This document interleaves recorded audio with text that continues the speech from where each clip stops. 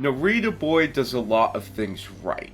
It features a gorgeous art style and a kick-ass soundtrack. The combat is brutal and satisfying. The environments are so distinct and beautifully illustrated. All of these elements should come together to create a masterpiece, but they don't. This is because Narita Boy is heavily dragged down by its discombobulated structure and convoluted story. You play as a boy trapped in a digital world corrupted by monsters, on a mission to save its creator from a virus called him. The story is a serviceable one, but it's told very poorly thanks to an abundance of explanatory dialogue. Throughout the game, you'll get to experience fragments of the creator's backstory, which is admittedly much more emotional and well told. Even though it's overshadowed by the entirely distinct narrative of the rest of the game, I found myself connecting with the story of how the scenario came to be through these episodes of lore. By a technicality, Narita Boy is in fact a Metroidvania. However, it doesn't feel like one. While you do need to unlock abilities to progress, the game and the story are both very linear and there isn't much side content.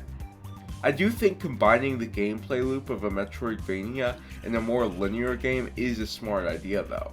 There isn't as much room to get lost, although there is an abundance of backtracking. This is usually a result of finding an item or some information you need to progress, then going back to where you were to use it.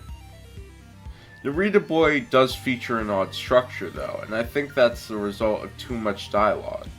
The game doesn't show you what to do, it deliberately tells you what to do, but in a more indirect way.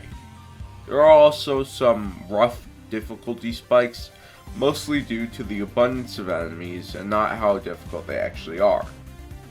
While gameplay is king, the strong surface level elements of Narita Boy certainly do a great deal to help aid its mediocrity. One look at the art style of this game will have anyone hypnotized. As I mentioned, the music is incredible, but one thing the game messes up is the user interface. The bosses don't have an actual health bar, rather a beating heart that doesn't really show you how close they are to being defeated. Every time you die, an annoying message pops up that says, "Rest in force." All of these annoying issues are disappointing considering how well the game does everything else on the surface level. One thing Narita Boy gets right on a gameplay front is the combat. It isn't the most polished combat system in the Metroidvania. In fact, it feels more like a fighting game moveset. Even still, it's incredibly satisfying, and it evolves at a smooth pace so that it never gets old. While Narita Boy features strong visuals and music as well as exciting combat, its story is very inconsistent, albeit emotional, and there are many oversights to how the game is structured, which make me hesitant to recommend this game.